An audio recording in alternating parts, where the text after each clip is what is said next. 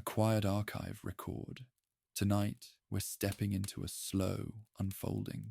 Settle in, let the outside world dissolve, and gently descend into tonight's world.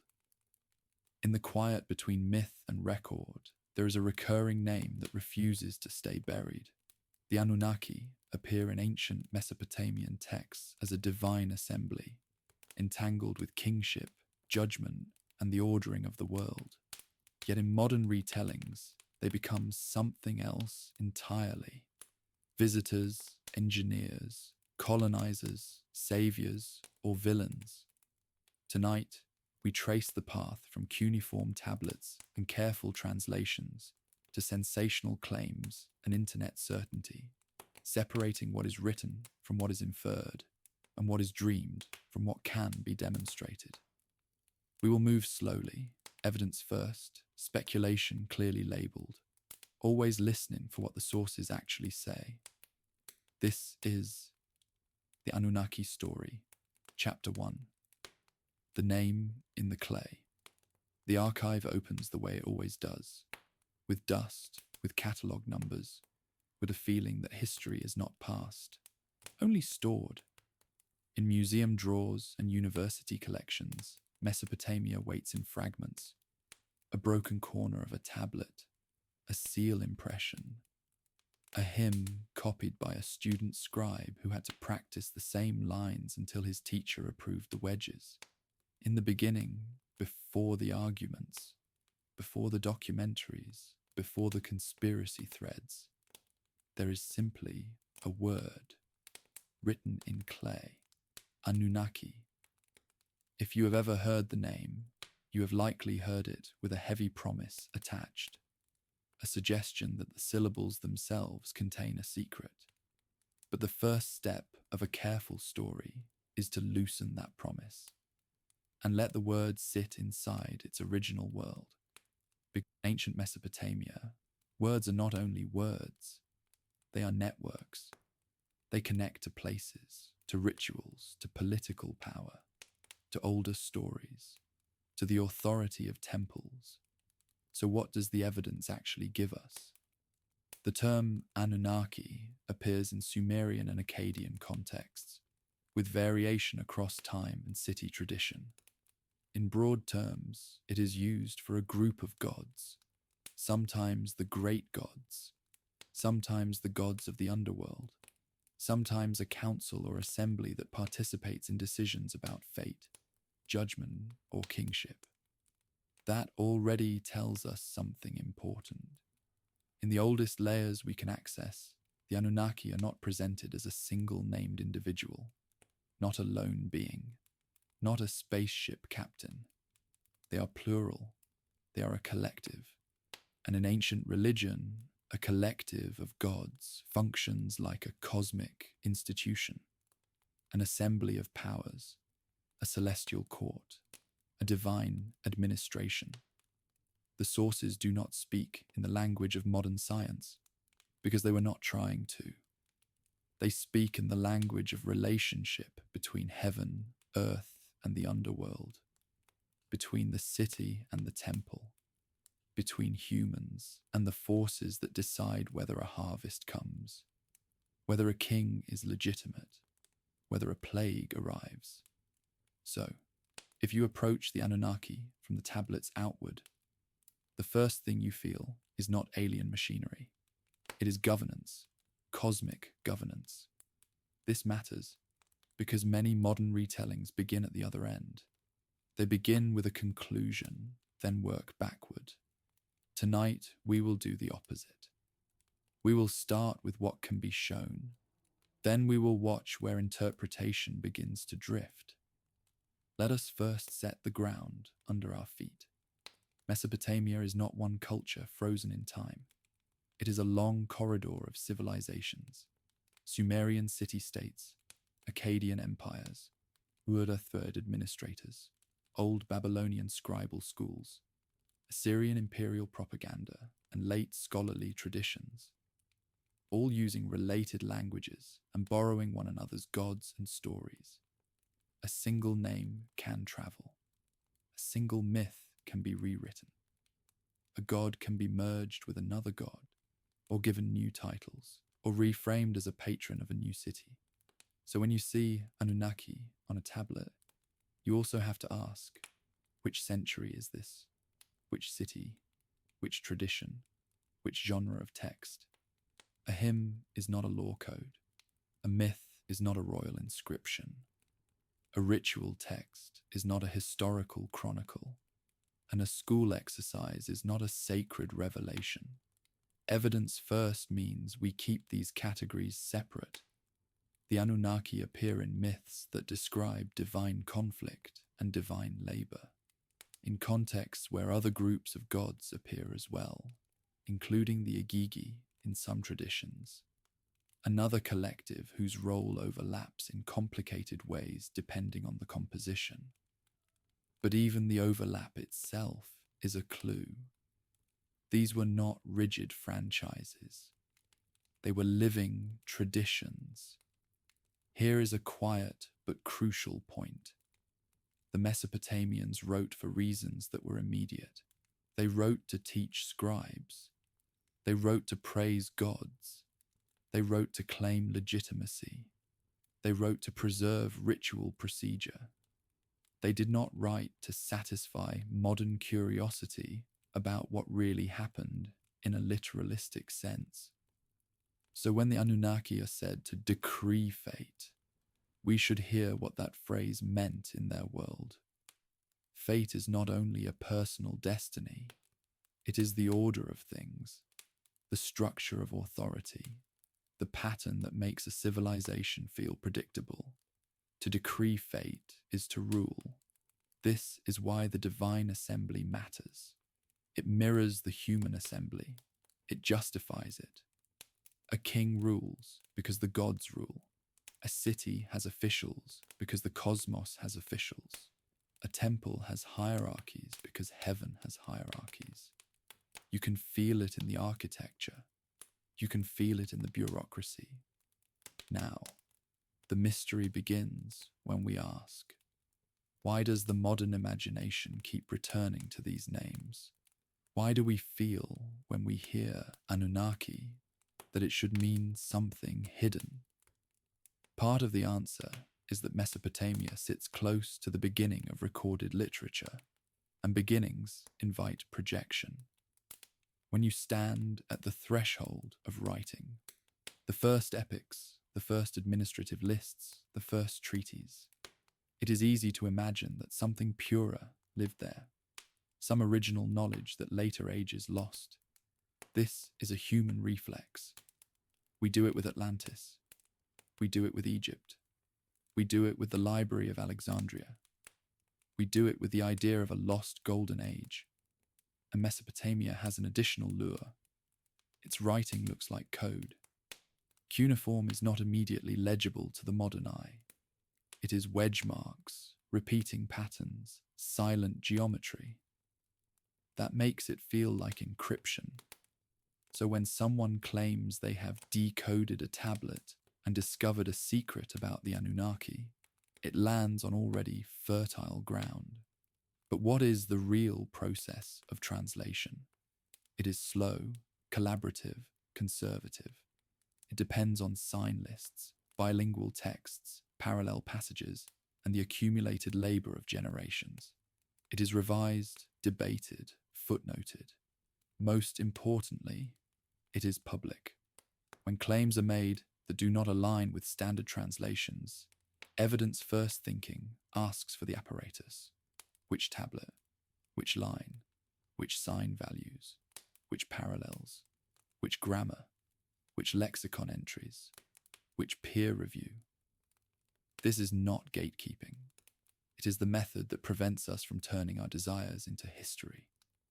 Still, even if we place ourselves firmly in the museum archive, the Anunnaki remain compelling, because they are not just a word, they are a motif, a council that decides, a group that judges, a set of forces that stands behind the visible world.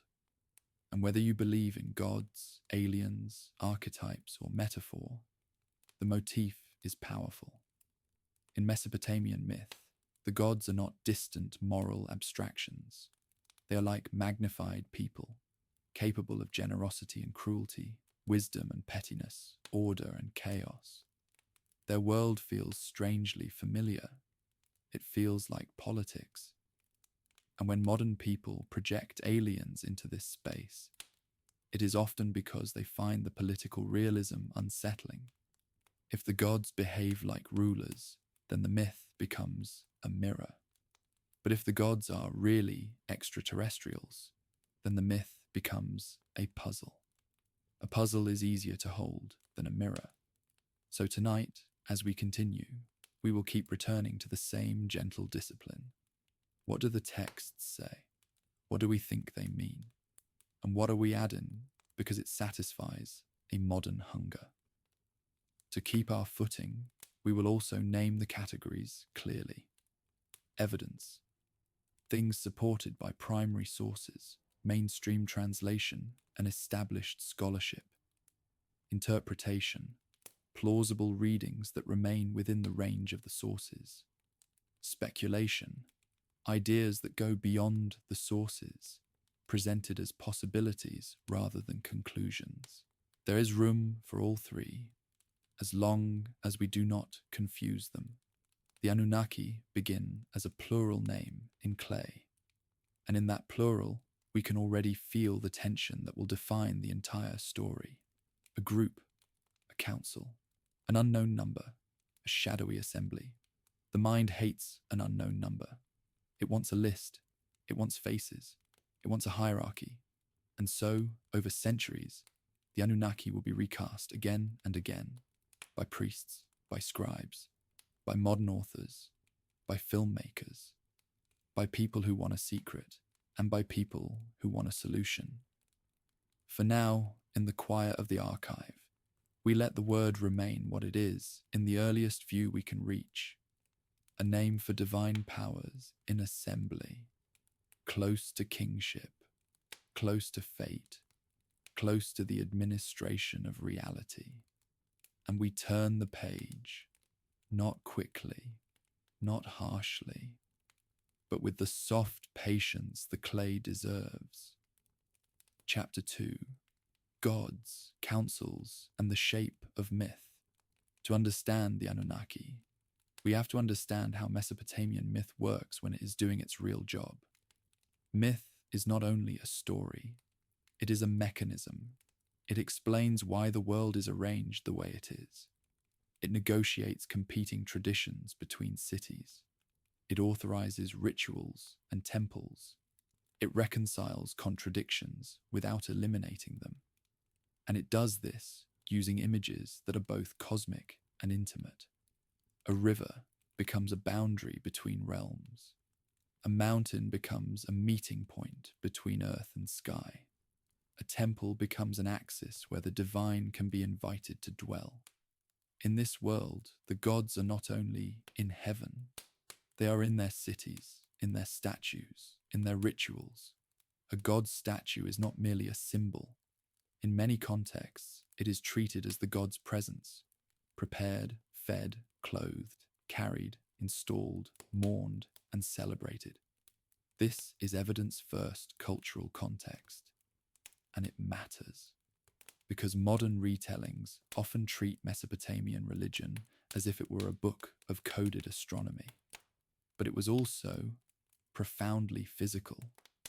So when the Anunnaki are mentioned in ritual contexts, we should imagine priests, offerings, chant, incense, processions, not a hidden technical manual.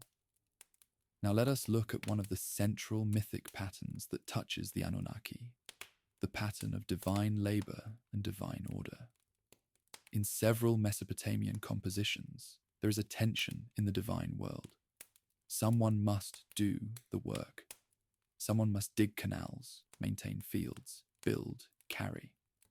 And there is unrest among the lower status gods. In some versions, the Agigi appear as those who labor and then rebel.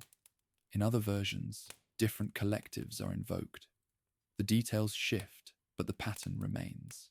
Then comes a solution: humans. humans are created so that the gods can be relieved of toil. This is evidence in the sense that it is present in known mythic texts. But what does it mean? Interpretation within the cultural frame suggests this is not a literal claim about genetic engineering. It is a theological explanation for why humans must work, why humans must serve temples, why humans offer food and drink to the gods. If the gods gave humans life, then humans owe service. If humans are made for labor, then labor is not an accident. It is the structure of the world. This is not comforting, but it is coherent inside a temple economy. In Mesopotamia, temples were not only religious spaces, they were economic engines. They organized land, labor, storage, distribution. So a myth that says humans were created to serve the gods also supports the social reality that humans serve temple institutions. This is how myth and society lock together. Now, where do the Anunnaki appear in this pattern? They appear as part of the divine society that benefits from human service. They appear in the cosmic administration that decides outcomes. They appear among the powers whose order must be maintained. In some underworld contexts, the Anunnaki are invoked as judges. That is another pattern. The underworld in Mesopotamian imagination is not a place of moral reward and punishment like later traditions. It is more like a bleak continuation, a dusty realm where the dead exist with diminished vitality. Judgment in that context is not necessarily about sin. It is about order. It is about boundaries. It is about making sure the living and the dead remain in their proper places. So if the Anunnaki are underworld judges, then they are boundary keepers. They make the cosmos stable. Again, governance. And here is a subtle point the archive likes to teach. When ancient texts say the Anunnaki, the author may be doing something like saying the authorities. Not a precise roster, but a category of powerful beings. That does not make it less interesting. It makes it more realistic. Now we step into the question that modern audiences often bring first. Are there descriptions of the Anunnaki that sound like aliens? Evidence first answer. In mainstream translations and standard readings, the Anunnaki are not described as grey-skinned astronauts descending in spacecraft. They are gods, and their imagery is consistent with the broader iconography of Mesopotamian divine representation. Crowns, horned headdresses, symbolic animals, thrones, standards. But there is room for something else to happen psychologically. When modern readers see a phrase like, "they descended," they may imagine descent from the sky in a literal, technological sense. Yet in mythic language, descent is also a movement between realms. Heaven to earth, earth to underworld, temple to city, divine to human. And when modern readers see "they shone," they may imagine luminous suits or radiation. But ancient poetry uses radiance as a marker of divinity and authority. A god is radiant because a god is overwhelming. This is not dismissive. It is explanatory. It is also the boundary between interpretation and speculation. Speculation begins when we take poetic markers of divinity and reframe them as descriptions of technology. Is it possible that some people, long ago, saw unusual phenomena and encoded them as gods? It is possible as an idea, but it is not something the texts themselves confirm. Evidence-first thinking does not ban speculation. It asks that speculation be labelled and handled gently, like a candle near old paper. If you insist the speculation is what really happened, you must provide an evidentiary bridge. Why should we treat this metaphor as literal, and not the thousands of other metaphors as literal too? What is the mechanism for selective literalism? Why this line and not the next? Now, another important thread. Modern retellings sometimes merge the Anunnaki into a single figure, often Anu or Enki or Enlil, depending on the author's preference, and then turn the story into a family drama with clear heroes and villains. The evidence says the pantheon is complex. Different cities favor different gods. Texts can portray the same god differently depending on context. Enlil can be the great authority, the storm, the decreer. Enki can be the clever one, the water god, the one who helps humanity. In some stories, these roles are sharp. In others, they are blurred. But the Anunnaki, again, are not simply one personality. They are an assembly that can include these figures or be related to them. So the question is not, who is the Anunnaki? It is, what function does the Anunnaki serve in this text? This is how you read ancient literature without forcing it into a modern genre. And yet, in the middle of this carefulness, mystery remains. Because when you read the ancient world closely, you find moments that feel like they come from a different mental atmosphere. Lists of kings before the flood, with reign lengths of thousands of years. Accounts of divine descent. Descriptions of gods who set the me, the cosmic ordinances, and distribute them. Stories where language itself is confused, where cities contend, where floods reset order. These are not simple children's stories. They are mythic architectures built to hold anxieties about civilization. And civilization is fragile. Mesopotamia knew floods, it knew drought, it knew invasion and collapse. It knew what it meant for a city to be abandoned and for its temple to fall silent.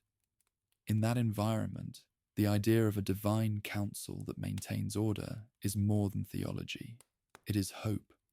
If the cosmos is governed, then chaos is not final. If a council decrees fate, then fate can be petitioned. Ritual can matter. Prayer can matter. A king can be legitimate. So the Anunnaki are part of a world where human life is negotiating with uncertainty. And that negotiation is what makes the stories durable. Now, the next turn. If the Anunnaki are part of Mesopotamian myth, how did they become, in modern times, a central character in a very different kind of story? How did a divine assembly become extraterrestrial overlords in so many retellings? That shift did not happen in ancient Babylon. It happened in the modern era through a chain of translations, popularizations, and imaginative leaps. To find it, we have to leave the temple and enter the bookstore. But we will not rush. We will carry the clay with us, the actual texture of the sources, so we can recognize when a new story is being layered on top of the old one. For now, we end this chapter by holding two truths at once. Evidence says the Anunnaki are a collective of gods in Mesopotamian tradition, tied to cosmic authority and judgment, and human imagination, faced with the distance of ancient time, cannot resist the urge to ask, what if they were something else? The archive does not answer what if. It answers what is written, and the rest is where the mystery begins. Chapter 3.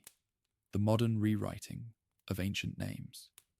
There is a moment in every long story where the scene changes. The clay tablets remain, but now they are behind glass. Now they are catalogued. Now they are studied by specialists. Now the ancient world is mediated through grammars, dictionaries, museum placards, and translated editions.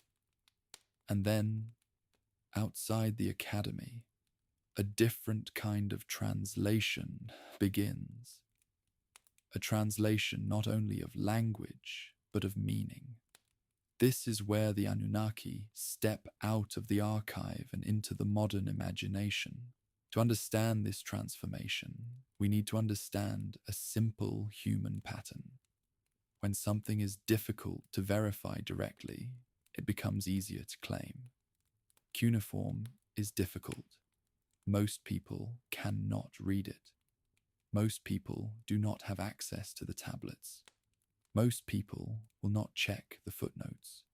So when a charismatic author says, "This tablet really says X," the claim can travel freely, and it can travel far. And once it travels, it can become sticky. A single confident retelling can become the version people repeat at parties, in comment sections, in late-night conversations. Then the repeated version begins to feel older than it is. It begins to feel like something everyone always knew. This is one reason we keep returning to the original drawer. Not because the drawer is perfect, but because it is anchored. It has inventory numbers. It has cracks and missing wedges. It has limits you can see. In the late 20th century, one of the most influential modern narratives about the Anunnaki came from authors who proposed that ancient myths were not myths at all, but distorted histories of extraterrestrial contact. This idea itself did not appear out of nowhere. It sits in a broader tradition, sometimes called ancient astronauts or paleocontact theories. The basic speculative move is simple.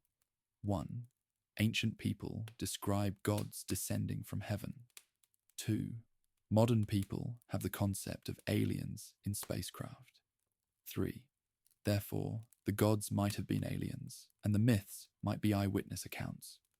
As speculation, this is a story engine. It is not automatically impossible, but evidence-first thinking asks, what is the chain of support? Do the primary texts describe craft with unambiguous technical detail? Do they present consistent and repeated descriptions that match a specific technological interpretation? Do independent sources corroborate the same event in compatible ways? Most of the time, the answer is no. The texts use mythic language. They use metaphor. They use the symbolic vocabulary of their culture. So how does the speculative story become persuasive?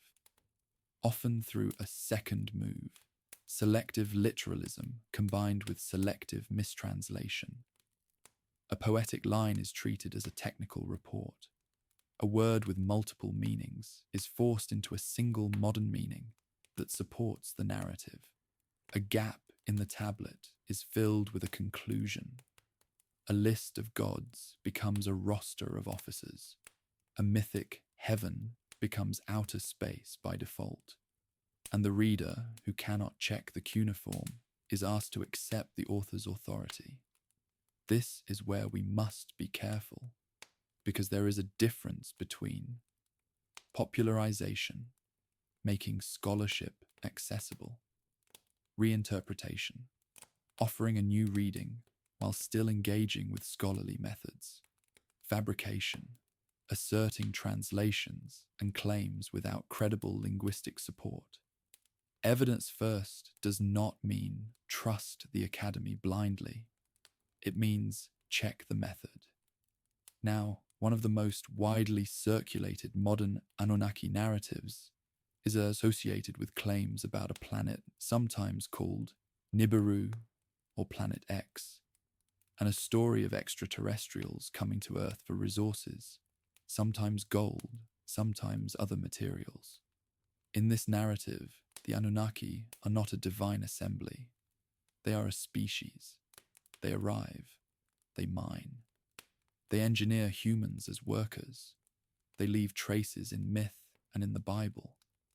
This story is compelling because it stitches together many human fascinations, ancient mysteries, forbidden knowledge, cosmic cycles, and the feeling that humanity's origin has a hidden layer. But evidence-first assessment notes several issues. First, Nibiru in Mesopotamian texts is not straightforwardly a hidden planet in a long elliptical orbit.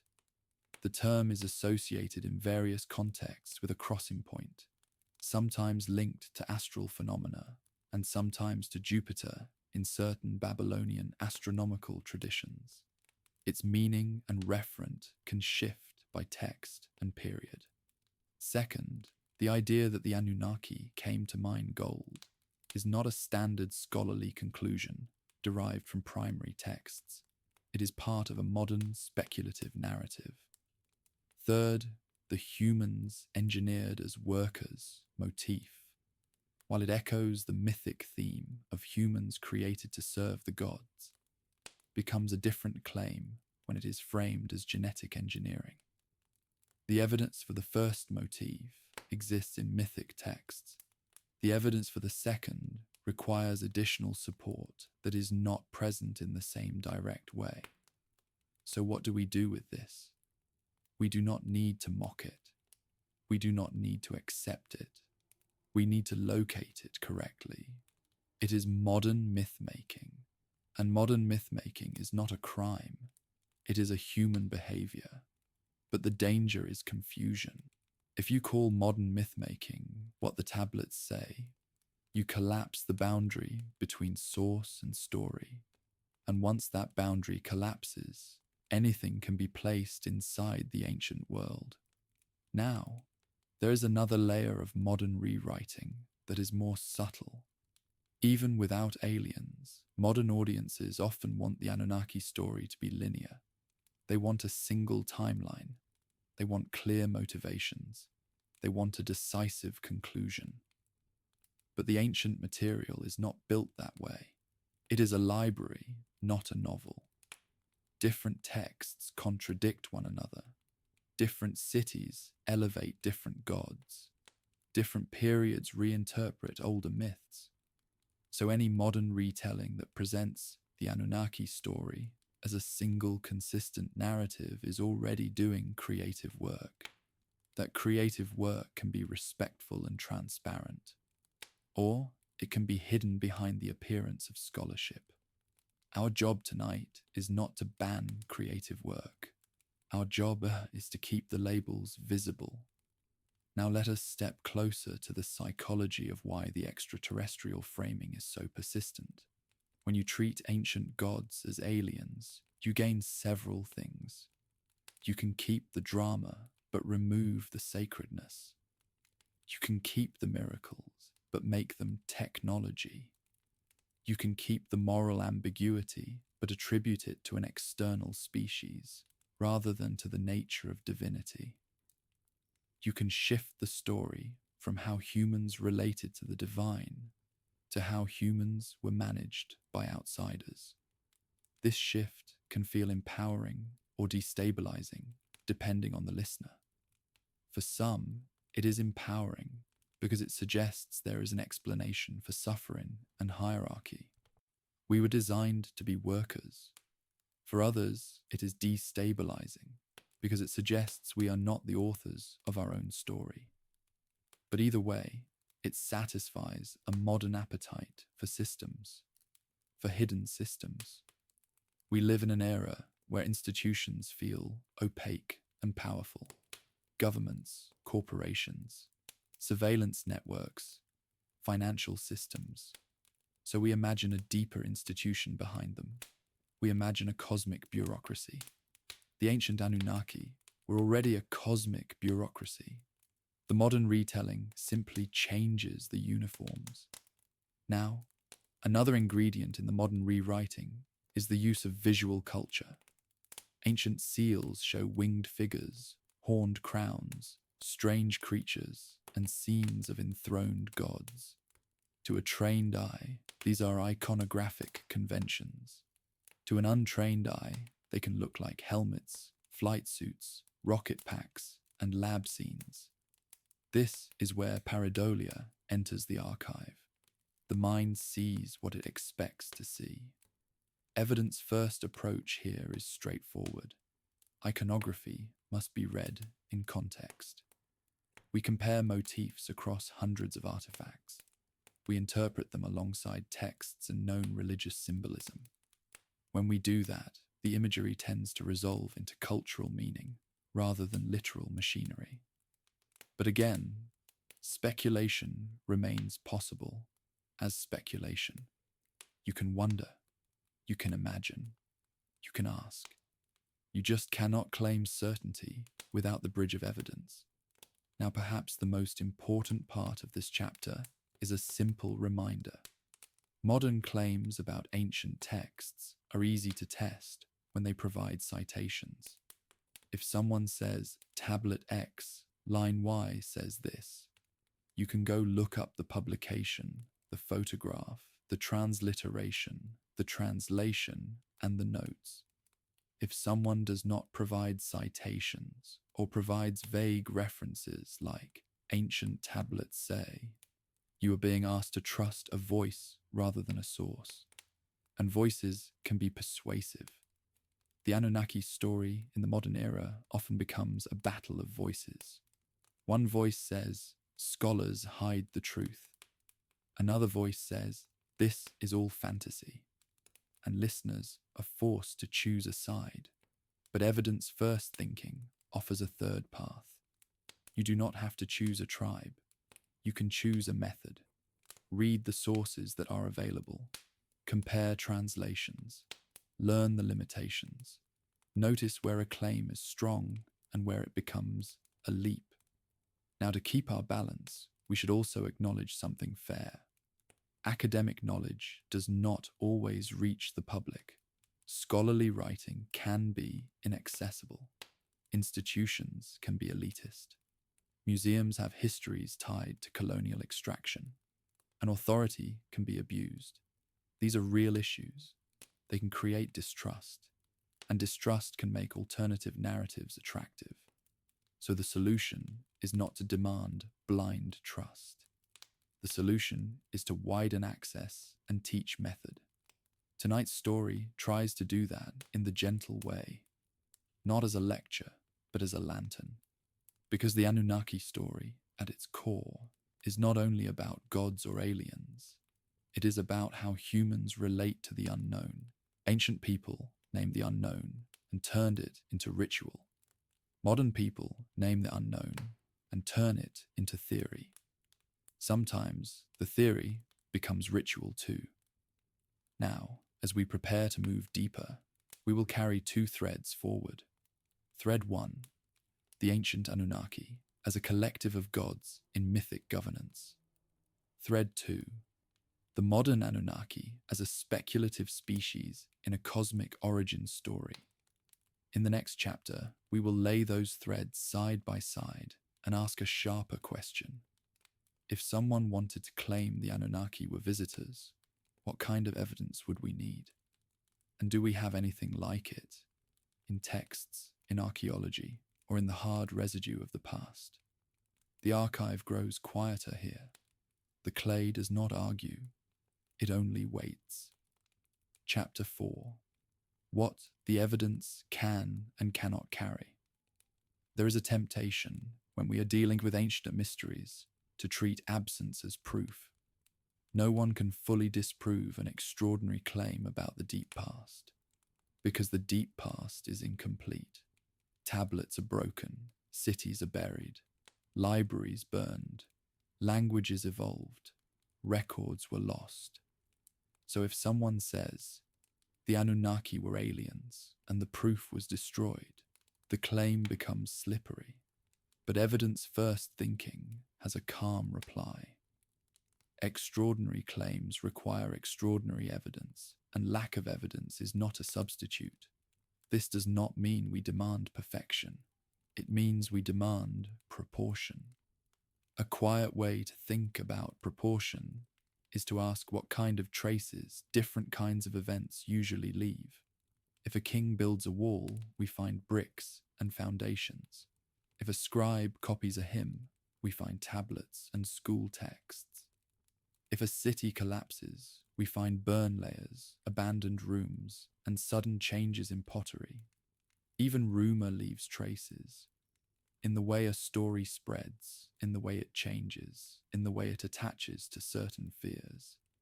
So if we claim something as large as a technologically advanced intervention in human origins, we should not be satisfied with hints that only appear when we squint. We would expect the past to be dented in a way that is hard to smooth over. Not just a single ambiguous line, but repeated references in different genres. Not just a dramatic carving, but tools, residues, and methods that do not match the known horizon of the time. And if we do not have that kind of dent, the honest position is not to forbid the idea. It is to lower the volume of the claim, to say softly that it is a possibility, not a conclusion. The archive can hold possibilities. It simply refuses to let them pretend to be proofs. If the claim is that the Anunnaki were divine beings in a mythic system, the evidence required is modest. Texts, rituals, iconography, comparative study. And that evidence exists. If the claim is that the Anunnaki were extraterrestrial visitors who engineered humans, we are now in a different category. We would expect a different kind of residue. So, what residue would be reasonable to expect? Let us think carefully, without sarcasm. If a technologically advanced group arrived, interacted with humans, and altered biology, there could be clear, repeated, unambiguous technical descriptions in texts across independent traditions. Archaeological evidence of materials or manufacturing beyond the known capabilities of the time. Genetic signatures that show deliberate design rather than evolutionary patterns, and that can be linked to a plausible mechanism. Consistent astronomical knowledge that requires instruments or mathematics not otherwise present. Artifacts with isotopic anomalies or engineered composites. A chronology that can be corroborated across sources without forcing. Now, what do we actually have? We have texts that describe gods and divine assemblies, often in poetic and symbolic language. We have advanced ancient achievements: irrigation, writing, geometry, astronomy, monumental architecture, administration. We have mythic narratives of creation and flood. We have iconography that can be read in multiple ways, but tends to align with known religious symbolism when studied in context. We do not have confirmed alien alloys. We do not have unambiguous depictions of spacecraft with technical annotations. We do not have a tablet that reads like a lab manual. So if the extraterrestrial hypothesis is held, it must be held as speculation. And speculation has a right to exist, but it must be honest about its footing. Now, it is worth exploring why the speculation often focuses on Mesopotamia. Mesopotamia gives us some of the earliest writing, strong myths about divine creation of humans, a rich pantheon with assemblies and councils, astral religion, and later sophisticated astronomical texts, flood narratives that echo in later traditions. It is a powerful foundation for mythic reinterpretation. But evidence-first reading of Mesopotamian astronomy, for example, shows that ancient scholars could observe carefully, record systematically, and develop predictive methods within their own context. You do not need aliens to explain human intelligence. In fact, one of the most respectful interpretations is that humans, under pressure, can become astonishingly inventive. Irrigation requires coordination. Coordination requires record-keeping. Record-keeping becomes writing. Writing becomes literature. Literature becomes myth. Myth becomes a mirror and a tool. Now, in this chapter, we should also address a category of evidence that often appears in modern Anunnaki discussions, alleged out-of-place artifacts and architectural mysteries, pyramids, ziggurats, megaliths, precision stonework. The argument goes, ancient people could not have done this, therefore someone helped them. This argument is emotionally persuasive but logically weak. It often underestimates ancient engineering, ignores incremental development, and treats "we do not know exactly how" as "it was impossible." Evidence-first archaeology shows that many ancient feats are achievable with known methods, given time, labor, and organizational capacity. Ziggurats, for example, are not inexplicable. They are monumental temple platforms built with mud brick and baked brick, maintained and rebuilt, functioning as sacred mountains in the flatlands. Their construction fits the social and religious systems of the cities that built them. This does not remove wonder. It relocates it. The wonder becomes human coordination, human faith, human persistence. Now let us return to the Anunnaki specifically. What do the texts allow us to say with confidence about their roles? We can say they are a group of gods. They appear in contexts of authority, fate, and judgment. They are part of a pantheon that includes major gods associated with sky, storm, water, wisdom, fertility, and underworld. Their depiction and role can vary across texts and time. They function as a symbolic representation of cosmic administration. We can also say that later interpretive traditions, including modern ones, have expanded and reshaped them. What we cannot say, based solely on the standard corpus and mainstream translations, is that the texts explicitly identify them as extraterrestrials from another planet who mined gold and engineered humanity in a laboratory sense. Now, some listeners will ask, but what about the feeling? What about the intuition that ancient stories are not only metaphor? This is where we can be gentle and honest. Humans have always used myth to talk about real experiences, including experiences that were overwhelming. Storms, eclipses, plagues, wars, famine, ecstatic ritual, altered states, and the raw terror of nature. A myth can be rooted in reality without being literal reportage. It can encode social memory. It can preserve patterns. It can transmit warnings. So it is possible that some myths preserve distant memories of real events, floods, migrations, disasters. That is plausible, and in some cases, supported by comparative study and geological context. But that still does not automatically lead to aliens. The bridge from myth contains memory to myth contains extraterrestrial history is a long bridge, and it requires structural supports that are currently missing. Now, in fairness, we should also acknowledge what we do not fully know. The ancient world had knowledge we have lost. Many texts remain untranslated or unpublished. Many sites remain unexcavated. Many tablets are broken beyond recovery. So humility is appropriate, but humility is not the same as surrendering to any claim that arrives loudly. Evidence-first thinking is a form of humility too. It says, I will not pretend to know beyond what the sources allow. Now, let us examine a common modern tactic, quoting a translation without the original context. A line about gods coming down is presented as if it is a unique occurrence, when in fact, coming down is a standard mythic movement.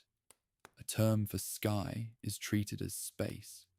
A term for radiance is treated as laser light.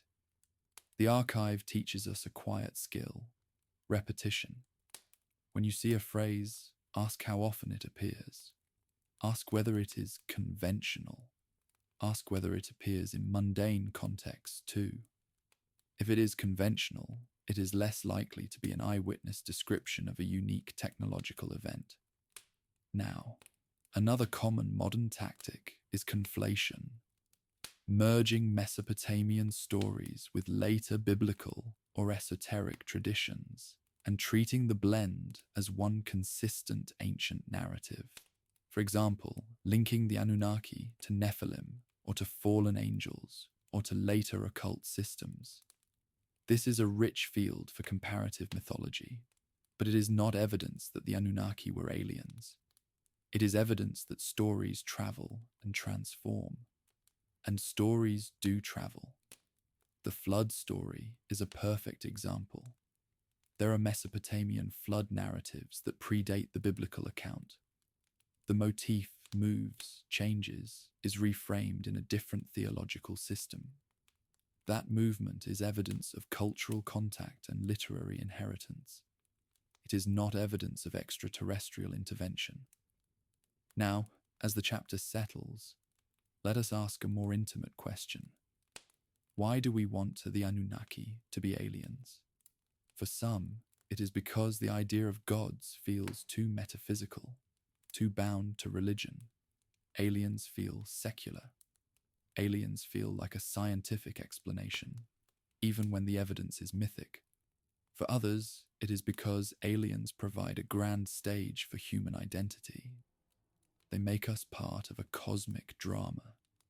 They make our origins feel significant. And for some, it is because the idea of hidden rulers resonates with lived experience of powerlessness. So the Anunnaki become a symbol of control from above. In the ancient world, that symbol was divine. In the modern world, that symbol becomes extraterrestrial. Different costume, same role. And that recognition is not cynical. It is compassionate. It acknowledges that humans, in every age, look up at a sky they cannot control and ask, who runs this? The Anunnaki were one ancient answer. Now, in the next chapter, we will follow the Anunnaki as they move not only through books, but through modern media, television, the internet, community law, and the strange ecosystem of ideas where scholarship, speculation, and entertainment blend. We will watch how the story changes when it becomes a shared online myth, and how certainty grows where evidence thins. For now, the archive closes its drawer gently. The clay remains silent, and we keep listening. Chapter 5. The Internet Pantheon and the New Mythmakers. A strange thing happens when a myth leaves the temple and enters the feed. In the ancient world, stories were transmitted through trained scribes, ritual specialists, and social institutions. In the modern world, stories are transmitted through clicks, shares, thumbnails, and the constant hunger for novelty. This is not a moral judgment. It is an environment. And in that environment, the Anunnaki becomes something like an internet pantheon. Each platform reshapes them. Each creator selects details, amplifies certain images, and suppresses uncertainty. Each audience contributes its own expectations. The result is not one story, but many overlapping versions that can feel like one. This chapter is about that process. First, we should name a basic algorithmic truth. Uncertainty does not trend. Confidence trends. A scholar says, this term can mean several things depending on context. A content creator says, this term means aliens, and here's why they lied to you. The second statement will travel further, faster, because it offers an emotional reward, clarity. The Anunnaki story thrives in that reward cycle. Now, the internet era also brings another phenomenon, the collage. A collage is when you take images and ideas from different times and places and arrange them as if they belong together. A Sumerian seal next to an Egyptian relief. A biblical verse next to a modern UFO report. a quote with no citation next to a photograph of a tablet, a diagram of a planet's orbit next to a star map. The collage looks like evidence because it is dense, but density is not coherence. Evidence-first thinking asks, are these sources connected by demonstrable historical links, or only by thematic similarity? Often, the connection is only thematic, and themes can be universal. Now, perhaps the most powerful engine of the modern Anunnaki narrative is the promise of revelation. You are not simply learning about ancient religion, you are awakening. This is a familiar structure. It appears in many modern movements, secret societies, hidden histories, conspiracy frameworks, and spiritual awakenings. The structure goes like this. The world is not as you have been told. Authorities are hiding the truth. You are among the few who can see it. The hidden truth explains your discomfort. The hidden truth gives you a mission. In this structure, the Anunnaki become a key, a master explanation. They can explain why humans suffer, why power is corrupt, why technology advanced, why religions disagree, why history feels like a cover story. The Anunnaki become the cause behind all causes. This is mythic thinking. It is not necessarily false in every case, but it tends to be non-falsifiable. And when an explanation can explain anything, it can also prove nothing. Now let us pause and be fair again. Sometimes internet communities do useful things. They preserve obscure references. They share museum links. They discuss translations. They push people to read primary sources. Not all curiosity is conspiracy, but the environment rewards the most sensational interpretation, and that can drown out careful voices. So, what happens to the Anunnaki under these pressures? They become more human, paradoxically. They become characters with simple motivations: gold, control, genetic legacy, war. They become factions: Enlil versus Enki, strict versus benevolent. They become a cosmic family drama with betrayals and alliances. This makes them narratively satisfying. But ancient Mesopotamian myth is not written like modern television. It is not always character-driven. It is sometimes function-driven. Gods represent forces and institutions. Their motivations can be symbolic rather than psychological. So when modern retellings give the Anunnaki clear modern motivations, they are doing adaptation. Adaptation can be entertaining, but it should not be mistaken for a translation of tablets. Now, another internet era ingredient is the blending of Anunnaki lore with modern UFO narratives. Here is the speculative link that often appears. Ancient gods were aliens. Aliens are still here. Therefore, modern UFOs are the Anunnaki returning or still operating. This is a coherent speculative story. It is not evidence. Modern UFO reports are a separate domain with their own complexities: misidentifications, hoaxes, classified technology, psychological phenomena, cultural contagion, and a small percentage of genuinely unexplained cases. Even if you believe that some UFO cases indicate non-human intelligence, it still does not follow that the visitors are the Anunnaki of Mesopotamian myth. That is an additional layer of interpretation. Evidence-first method would require bridging documents, consistent identifiers, and demonstrable continuity. We do not have that. What we have is narrative resonance. And narrative resonance is powerful.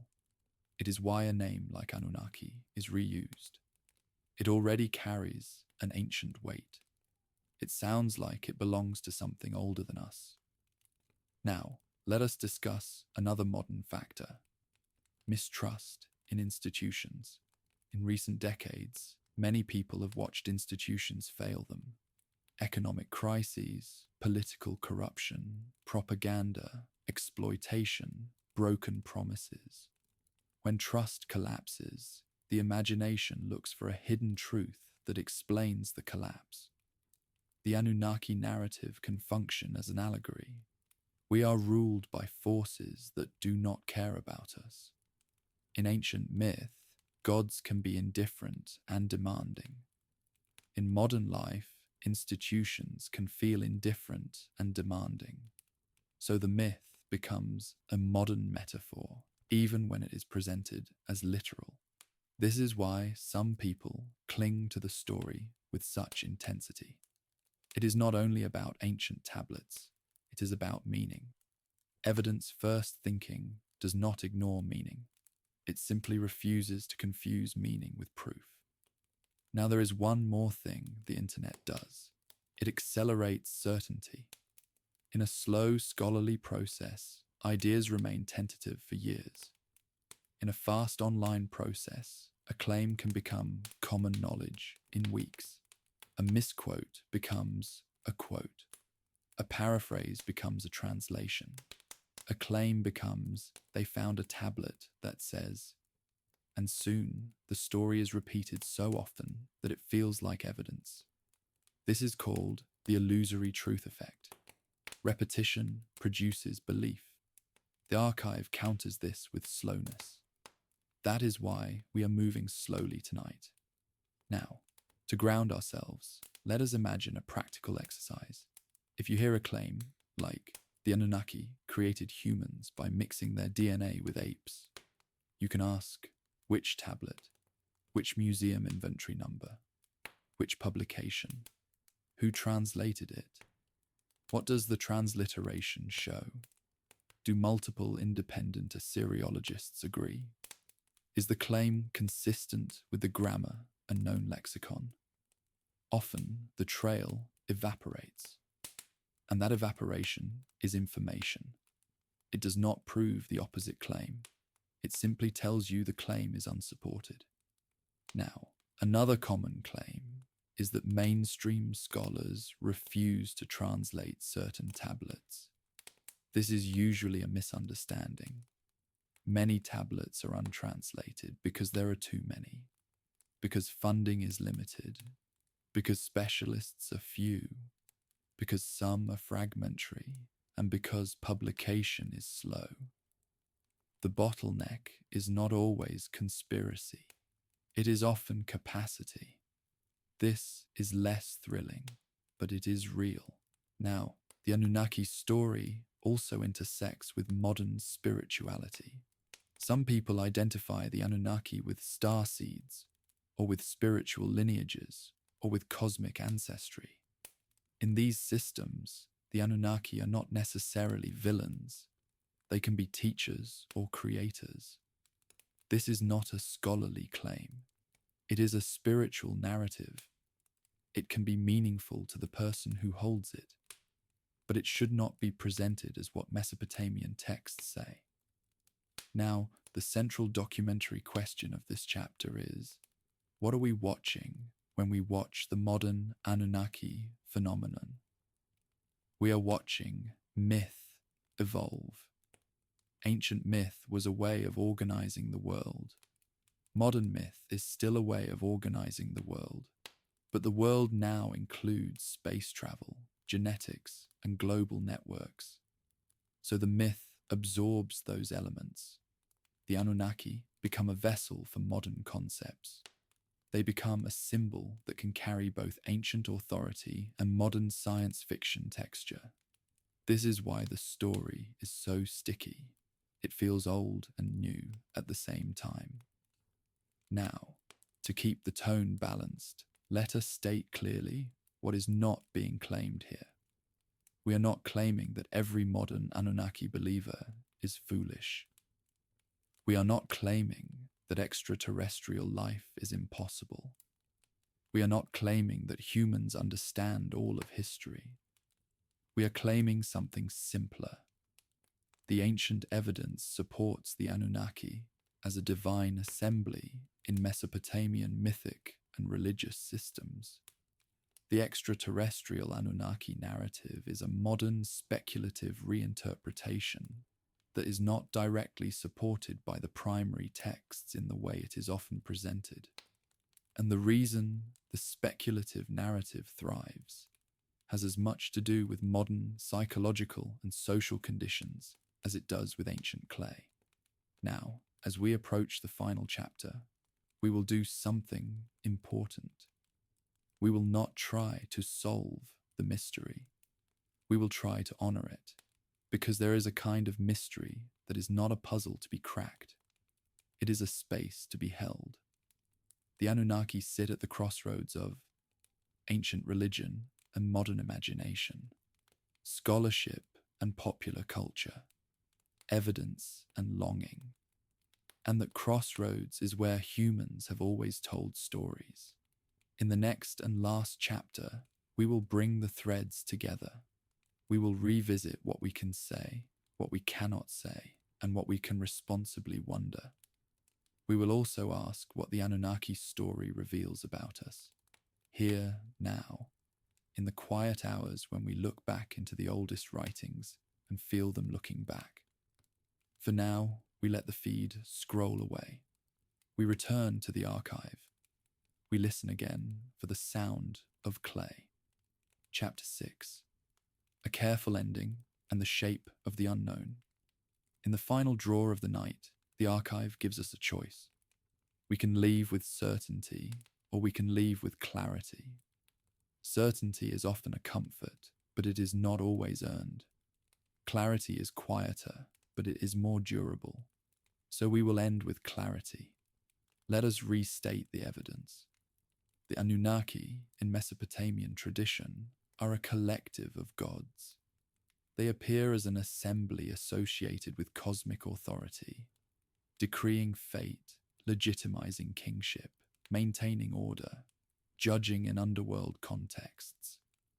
They are part of a living religious system, expressed through hymns, myths, rituals, and administrative realities of temple-based civilization. This is not an insult to the mystery. It is the baseline. Now let us restate the modern transformation. In modern popular culture and speculative literature, the Anunnaki often become extraterrestrials. They arrive from a distant world. They intervene in human origins. They become the hidden architects behind ancient monuments and later religions. This is a modern mythic narrative. It can be entertaining. It can be spiritually meaningful for some. It can be psychologically resonant. But it is not the same thing as a direct reading of Cuneiform sources. Now let us place speculation where it belongs, not as a verdict, but as a question. Is it possible that ancient people witnessed phenomena they could not explain and encoded them as gods?